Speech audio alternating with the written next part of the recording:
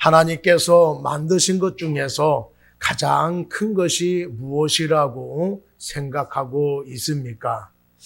아마 우주라고 생각을 하고 있을 것입니다. 두바이에는 828m가 넘는 부르주 할리파라고 하는 세계 최고의 빌딩이 있고, 또 세계 최고봉이라고 하는 8,800m가 넘는 에베레스트 산이 있는데 우주에 비할 바가 아니지요. 우주는 우리들의 상상을 초월할 만큼 거대합니다. 이 우주와 견줄 수 없을 정도로 큰 것이 바로 인간의 내면 세계라고 합니다. 거대한 우주는 지금도 멈출 줄 모르고 끊임없이 평창하고 있는데 인간의 욕심도 한도 끝도 없습니다. 세계 최초의 억만장자인 룩 펠레에게 한 기자가 지금도 엄청난 부자인데 계속 일하고 있으니 도대체 얼마나 더 부자가 되고 싶은 것입니까? 라고 물었습니다. 그러자 룩펠러가 조금만 더 라고 대답을 했다고 합니다. 이처럼 채워지지 않는 것이 욕심인 것입니다. 행복은 지금 얼마나 가지고 있느냐가 아니라 지금의 생활에 얼마나 만족하고 있느냐에 달려 있는 것입니다. 사람들은 이미 가진 것에 만족하지 못하고 가지면 더 가지고 싶어 하기 때문에 행복하지 못한 것입니다. 인생의 가장 큰 불행은 목마름이 아니라 만족할 줄 모르는 메마름입니다. 자전거 한 대만 있으면 소원이 없겠다라고 한 사람이 막상 갖고 나면은 자가용이 눈앞에 아른거립니다. 단칸방이라도 있으면은 참으로 좋겠다라고 생각을 해서 드디어 작은 집을 마련했습니다. 그런데 감사하는 마음은 얼마 가지 못하고 창문 너머로 보이는 아파트가 그렇게 좋아 보여서 나는 언제나 저런 집에 살아보나라고 그런 생각을 가집니다. 하나를 얻으면 그것으로 만족을 못하고 더 많은 것을 바라는 것이 사람의 마음입니다. 적당한 욕심은 발전을 가져오지만은 지나친 욕심은 화를 불러옵니다. 오늘 본문에 보면은 많이 가졌지만은 만족하지 못하고 더 많이 가지려다가 결국에는 죄를 짓고 파멸하고 마는 아합의 일화를 소개하고 있습니다. 아합 왕은 크고 화려한 왕궁을 가지고 있었는데 더 크고 화려하게 만들려고 포도원 주인인 나봇에게 좋은 제안을 했습니다. 근데 이 나봇이 조상의 유산이라고 팔 수 없다라고 거절을 해버렸습니다. 그러자 왕궁으로 돌아가 음식을 안 먹을 정도로 근심하게 되었습니다. 이때 이세벨이 왕을 위해 악한 계획을 세워서 이스라엘에 살고 있는 장로들과 귀인들에게 편지를 보냈습니다. 그들은 편지를 받고 나서 이세벨의 협력자가 되어서 의로운 나봇을 죽이는데 앞장을 섰고 어떤 사람은 모르는 채 했습니다. 많이 가지고 있었음에도 불구하고 만족하지 못하고 더 많은 것을 얻기 위해서 정당한 방법으로 시도했는데 안 되었다고 한다면 포기를 해야 할 것입니다. 그런데 포기하지 않았습니다. 욕심을 채우기 위해서 원하는 것을 얻기 위해서 부당한 방법을 사용한 것입니다. 그렇기 때문에 가진 것에 만족하고 작은 것에 행복을 느낄 줄 아는 사람이 되어야 할 것입니다. 욕심은 가질수록 비참해지지만은 만족은 가질수록 행복해지는 것입니다. 오늘 첫 번째로 가진 것으로 만족하지 못하면은 근심이 생긴다라고 말씀하고 있습니다. 북이스라엘의 아합 왕은 남부를 것이 없을 정도로 많은 것을 누리고 있는 사람입니다. 북이스라엘의 수도가 사마리아이기 때문에 왕궁도 그곳에 있을 것입니다. 그런데 오늘 본문에 보면은 이스라엘에도 왕궁이 있다라고 말씀을 하고 있습니다. 이곳에 있는 왕궁은 별장을 말하고 있습니다. 이 별장을 상하궁이라고 하는데 건물 전체가 상하로 만들어진 것이 아니라 별장 곳곳에 상하로 된 장식품이 많이 있어서 그렇게 불렀습니다. 이렇게 별장이 호화스럽고 크기 때문에 별장이라고 하지 아니하고 왕궁이라고 부른 것입니다. 그런데 아합은 정원을 거닐면서 앞에 있는 포도원을 사서 더 크고 아름답게 만들었으면 좋겠다라고 생각을 했습니다. 그래서 포도원 주인인 나봇에게 연락을 해서 포도원을 나한테 팔아서 채소밭을 삼게 해달라고 그렇게 부탁을 했습니다.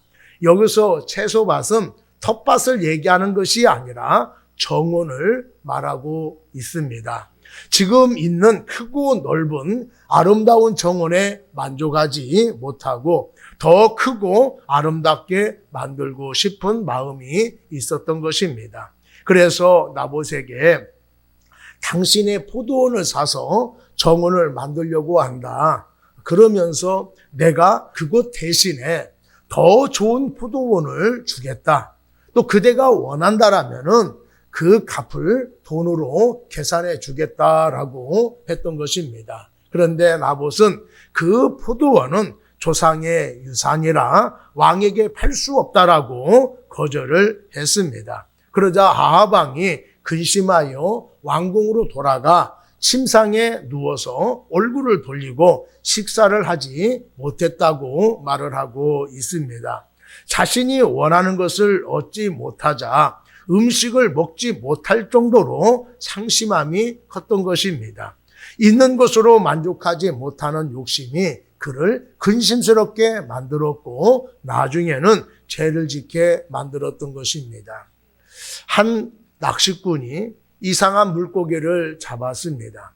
그 물고기는 금빛을 띠고 있었는데 물고기가 낚시꾼에게 제발 저를 살려주세요. 그러면은 당신의 소원을 3가지 들어주겠다라고 말을 했습니다. 낚시꾼은 처음에는 그 말을 믿지 않았지만은 물고기가 다시 애원을 하자. 그러면은 3가지 말고 나의 소원 5가지를 들어준다면은 내가 살려주겠다라고 그렇게 말을 했습니다. 그러자 물고기는 저는 3가지 소원밖에 들어줄 수가 없습니다라고 이야기하자 낚시꾼은 그럼 4가지만 들어다오라고 이야기를 했습니다. 물고기는 거친 숨을 들어 쉬면서 대답하기를 3가지밖에는 들어줄 수가 없어요. 이렇게 했어요. 그럼 좋다. 그럼 3가지만 들어다오라고 말을 마치는 순간 물고기는 숨이 끊어져 죽었다고 합니다. 무슨 일이나 지나치면은 반드시 손해나 실수가 있게 마련입니다. 신경이 지나치게 예민하면은 정신병에 걸릴 수가 있습니다. 경쟁이 지나치면은 서로 망하게 되어집니다. 자동차의 속도가 지나치면은 무서운 사고가 날 수가 있습니다. 돈을 지나치게 쓰게 되어지면은 거들나게 되어지고 음식도 지나치게 먹으면은 탈이 날 수가 있습니다. 좋은 약도 지나치게 먹으면은 독이 되어지는 것입니다. 지나쳐서 좋은 것은 아무것도 없습니다. 그래서 심신의 건강을 위해서 5가지 지나친 것을 피해야 된다라고 말을 하고 있습니다. 지나치게 마시지 말 것, 지나치게 먹지 말 것, 지나치게 색을 따르지 말 것, 지나치게 일하지 말 것, 그리고 지나친 욕심을 피하라라고 말을 합니다. 욕심과 행복은 반비례하는 것입니다. 욕심이 클수록 불행해질 수밖에 없습니다. 여러분, 가진 것으로 만족하지 못하면은 근심이 생기지만은 가진 것으로 만족하면은 행복하게 살아갈 수가 있습니다. 두 번째로 기업을 끝까지 간수하여 지키게 된다라고 말씀을 하고 있습니다. 아합은 더 크고 아름다운 정원을 만들려고 나봇에게 제안을 했습니다. 2절 한번 보겠습니다. 아합이 나봇에게 말하여 이르되 내 포도원이 내 왕궁 곁에 가까이 있으니 내게 주어 채소밭을 삼게 하라. 내가 그 대신에 그보다 더 아름다운 포도원을 내게 줄 것이요. 만일 내가 좋게 여기면 그 값을 돈으로 내게 주리라. 이렇게 말을 했습니다. 한 나라의 왕이 농부에게 직접 찾아가서 이런 제안을 한 것을 보면은 그가 얼마나 나봇의 포도원을 갖고 싶었는지를 알 수가 있습니다. 나봇의 입장에서 생각해 보면은 잃을 것이 전혀 없고 또 얻을 것이 많은 제안이었습니다. 지금보다도 훨씬 더 좋은 포도원을 가질 수도 있고 또 높은 가격으로 포도원을 팔 수도 있습니다. 또한 왕과 좋은 관계를 맺을 수 있는 좋은 기회입니다. 그러나 나봇은 그 어떤 흥정도 하지 않고 왕의 제안을 거절했습니다.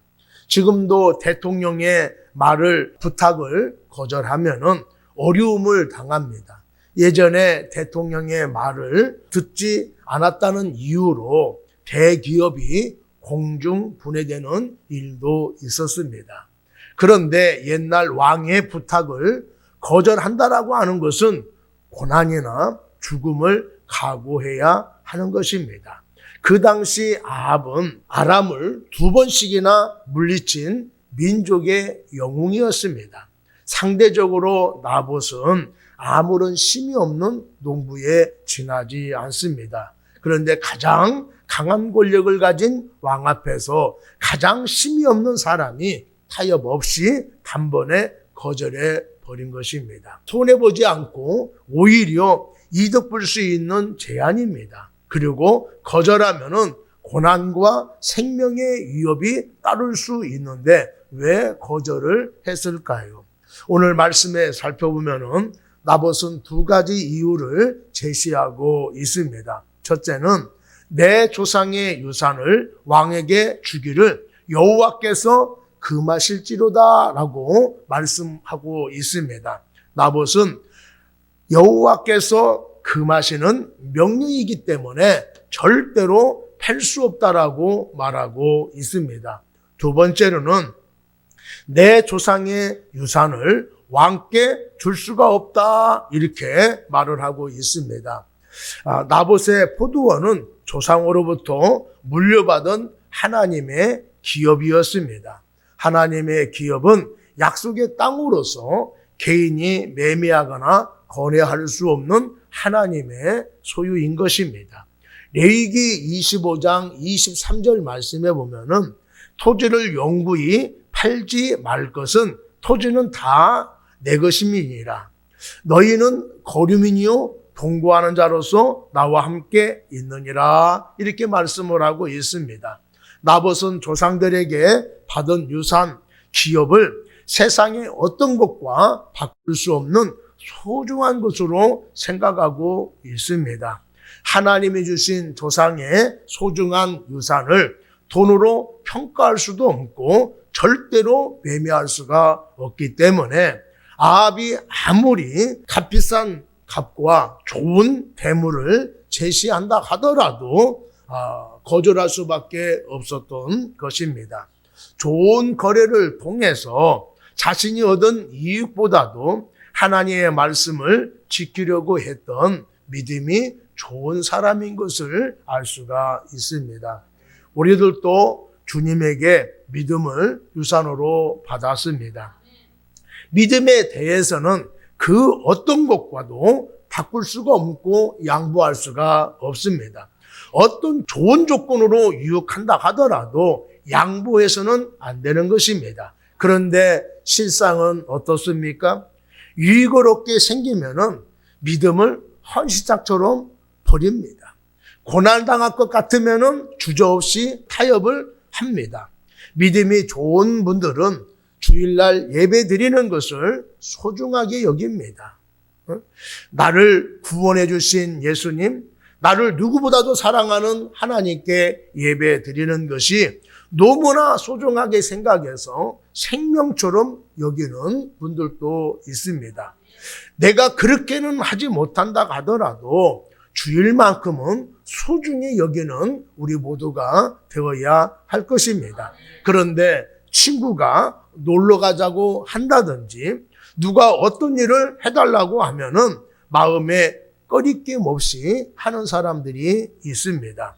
예수님의 희생을 통해서 구원받은 것이 너무나 귀해서 이 세상의 어떤 것과도 바꿀 수 없는 것입니다. 그런데 작은 이익 때문에 내가 받은 은혜, 구원 아랑곳하지 않는 사람들이 있습니다. 하면 안 되는데 이익 때문에 해버리지요. 가면 안 되는 곳인데도 따라가는 사람들도 있습니다. 여러분, 믿음이라고 하는 것은 정조와 같은 것입니다. 정조를 버릴 수 없는 것처럼 믿음도 양보하거나 타협하면 안 되는 것입니다.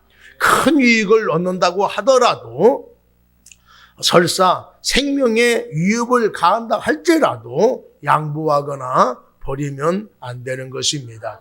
그런데 오늘날 성도라고 하면서 너무나 쉽게 하늘의 것과 눈에 보이는 것을 바꾸려고 하니까 참으로 안타까운 일입니다. 세상의 것은 소중하게 생각하고 위의 것은 하찮게 여기는 사람들이 너무나 많이 있어요. 이 세상의 것이 아무리 소중하다 하더라도 하나님 것과 바꿀 수는 없는 것입니다. 세상의 것보다도 하나님의 것을 더 소중히 여기는 여러분 되기를 바랍니다. 세상의 명예보다도 하나님의 자녀가 된 것을 소중하게 여기는 여러분이 되기를 바랍니다. 세상의 모임보다도 하나님 앞에 나와 예배드리는 것을 더 귀하게 여길 수 있는 우리 모두가 되기를 바랍니다. 너무나 빠르게 변하고 변질되는 세상에서 나봇처럼 오직 말씀을 지키고자 하는 믿음의 뚝심을 가져야 할 것입니다. 어떤 곳에도 빼앗기거나 흔들리지 않는 믿음의 정조를 지켜나가는 우리 모두가 되기를 축복합니다. 세 번째는 이익을 위해서 불의한 자와 함께하면 안 됩니다. 아합은 나봇이 하나님이 주신 기업이라 팔 수가 없다라고 했을 때에 왕의 권세로 억지로 뺏지는 않았어요. 그런데 거절을 하자 식사를 하지 못할 정도로 근심함에 빠지게 되었습니다. 이세벨이 이 사실을 알고 악한 계획을 세웁니다. 아합이 욕심이 많은 사람이었지만은 소심한 반면에 이세벨은 목적을 위해서는 악한 짓도 꺼리낌 없이 행하는 그런 적극적인 사람이었습니다. 그래서 이세벨은 아합의 이름으로 편지를 써서 나봇이 살고 있는 성읍들의 원로와 귀족들에게 보냈습니다. 우리 9절 10절 한번 볼까요? 그 편지 사연에 이르기를 금식을 선포하고 나봇을 백성 가운데 높이 앉은 후에 불량자 두 사람을 그 앞에 마주 앉고 그에게 대하여 증거하기를 내가 하나님과 왕을 저주하였다 하게 하고 곧 그를 끌고 나가서 돌로 쳐 죽이라 하였더라. 나봇이 왕과 하나님을 저주한 사람이라고 거짓 증인을 세워서 죽이라고 그렇게 편지를 보낸 것입니다. 죄 없는 사람을 죽이라는 불의한 일이었지만은 장로와 귀족들은 이세벨에게 협력하여서 나봇을 죽이고 말았습니다. 이들이 그렇게 할 수 없다라고 했다라면은 나봇은 죽지 않았을 것입니다. 그런데 이세벨의 악한 계획에 동조해서 믿음이 좋은 사람, 조상의 유전을 귀히 여기는 사람을 죽이고 만 것이지요. 장로와 귀족들이 누굽니까? 이스라엘에 살고 있는 원로로서 나봇을 보호해 줘야 할 사람입니다. 이게 어려움에 빠진 나봇을 도와주거나 보호해 줘야 할 사람들이지요. 그런데 이세벨의 지시가 잘못되어 따라가는 것을 알고 있는데도 그대로 따랐다라고 말씀을 하고 있습니다. 그들이 이세벨의 계획이 잘못된 것이라고 알고 있음에도 불구하고 협력자가 된 이유가 무엇일까요? 이세벨의 악한 사람이며 목적한 것을 거침없이 행동한다는 것은 온 나라 사람들이 다 알고 있는 일입니다. 그런 사람의 명령을 따르지 않으면 위험해질 수 있기 때문에 협력한 것이겠지요. 다른 사람의 고난과 생명의 위협보다는 내가 손해보지 않고 위험에 처하지 않으면 된다라고 하는 생각 때문에 협력하게 된 것입니다. 나봇이 죽은 것은 이세벨 때문에 죽은 것이 아니라 협력자들 때문에 죽은 것입니다. 이들이 잘못도 하지 않는 사람을 어떻게 죽일 수가 있느냐고 했다고 한다면 나봇은 죽지 않았을 것입니다. 그런데 그렇게 말하지 않는 것을 보면은 북이스라엘 전체가 죄악으로 만연되어 있다라는 것을 보여주고 있는 것입니다. 그러니까 이스라엘 사람만 이 악한 계획에 동조한 것이 아니라 이스라엘 전체가 악한 일에 만연되어 있다라고 하는 것을 이 사건을 통해서 보여주고 있는 것입니다. 우리 주변에 악한 것을 계획하거나 행하고 있는데 아무 말 하지 않거나 또 말리지 않고 있다고 한다면 모두가 죄악에 동참하고 있는 것입니다. 나와 상관없는 일이라고 외면한다든가 도와주다가 도리어 내가 해를 당하면은 나만 손해지라고 생각해서 모른 채 한다라면은 악한 행동의 공범자가 되어지는 것입니다. 악한 일에 모른 채 하면은 안 됩니다. 악한 일에 동참한다라고 하는 것은 더더욱 안 되는 것입니다. 악한 줄을 알면서도 이익이 될 것 같아서 참여하는 것처럼 어리석은 사람은 없습니다. 성경에 악은 모양이라도 버리라고 말씀을 하고 있습니다. 악한 사람들과 함께하지 마시고 악한 일을 이야기하면은 여러분 절대로 통제하지 않는 여러분이 되기를 바랍니다. 스톡홀름 증후군이라고 하는 것이 있습니다. 임질범에게 동화되어서 그들에게 동조하는 비이성적인 현상을 가리키는 범죄 심리학 용어입니다. 1973년도에 스웨덴 스톡홀름에서 은행에 침범한 4명의 무장강도가 은행원들을 불모로 잡고 6일 동안 경찰과 대치한 사건에서 처음 관찰되었기 때문에 붙여진 이름입니다. 인질로 잡힐 때에는 처음에는 범인들을 두려워했지만은 시간이 흐르면서 차츰 그들에게 동화되어져서 자신들을 구출하려고 하는 경찰들을 적대시하고 인질범들에게 유리한 증언을 했다고 합니다. 미국에서 교도소에서 탈옥한 탈주범이 교도소 소장의 아내를 인질로 삼고 도주한 사건이 벌어졌습니다. 잡지 못하고 10년이 흐른 뒤에 놀랍게도 이 교도소 소장의 아내가 탈주범과 함께 닭을 키우며 살고 있는 것을 발견하게 되었다고 합니다. 인질이었던 그녀가 주변의 도움을 청해서 도망칠 수 있었음에도 불구하고 도움도 요청하지 않고 도망치지 않고 납치범과 함께 살았다라고 하는 것이지요. 그릇된 사람과 한편이 되면은 잘못된 것을 보지 못하고 오히려 변호하고 파국의 길로 같이 달려가고 말 것입니다. 어떤 사람이 누구의 허물을 들춰내면서 안 좋게 말하고 있습니다. 말하는 것이 너무나 지나칩니다. 그런데 아무도 그 말을 제지하는 사람이 없습니다. 어떤 사람은 그것뿐만 아니라 이런 적도 있다라고 이야기하는 사람도 있습니다. 내가 알고 있는 것과 전혀 다르게 말하고 있는데 그런 것이 아니라고 말하는 사람이 없습니다. 왜 말을 하지 않을까요? 사람들한테 한 소리 들을까 봐. 또 그들과 사이가 멀어질까 봐 가만히 있는 것입니다. 만약 그들과 멀어지는 것이 두렵거나 또 한 소리 듣는 것이 싫다라고 한다면 그 자리를 빨리 떠나야 합니다. 그 자리를 떠났다고 해서 나와 상관이 없는 것이 되는 것은 아니지만은 더 나쁜 죄를 짓지 않기 위해서 떠나라고 하는 것입니다. 가만히 있으면은 나도 그들과 공범이 되기 때문에 그렇습니다. 하나님께서는 내가 살고 있는 곳, 내가 사는 시대에 일어난 악한 일들에 대해서 우리가 책임을 우리에게 묻는다라고 하는 것을 여러분들 기억을 하셔야 됩니다.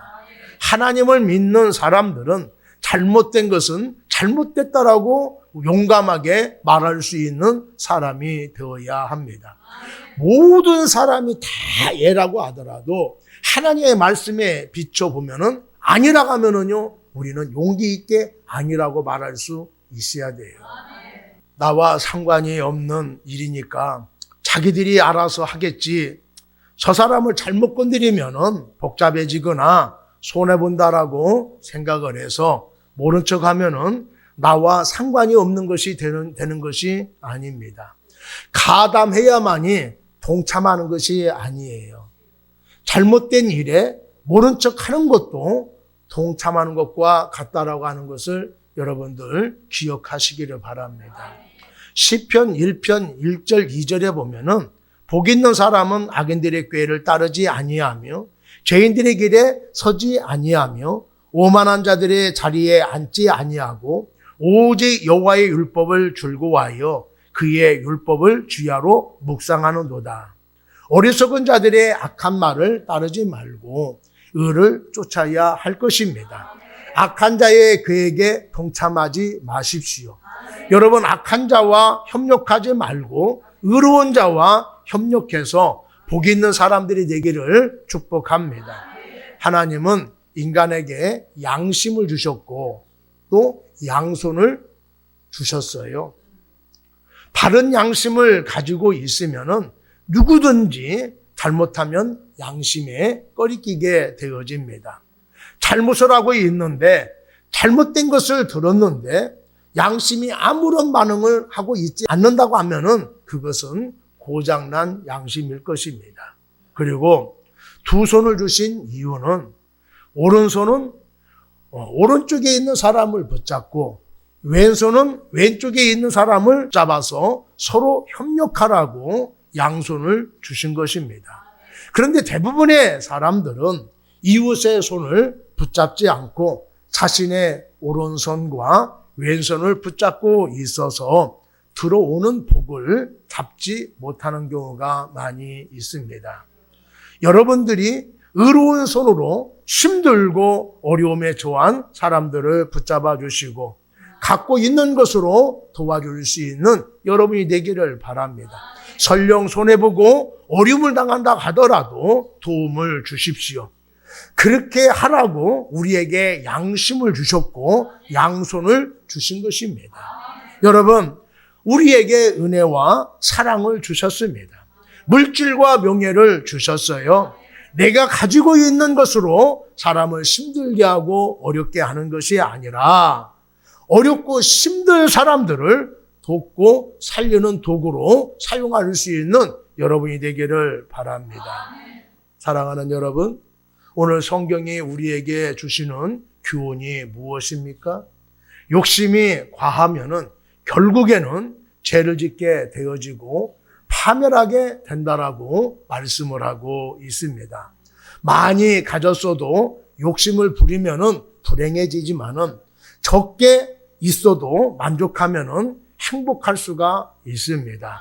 나봇이 조상의 유산을 소중히 여긴 것처럼 내게 주신 믿음, 구원은 그 어떤 것과 바꿀 수가 없고 타협할 수 없을 정도로 소중한 것들입니다.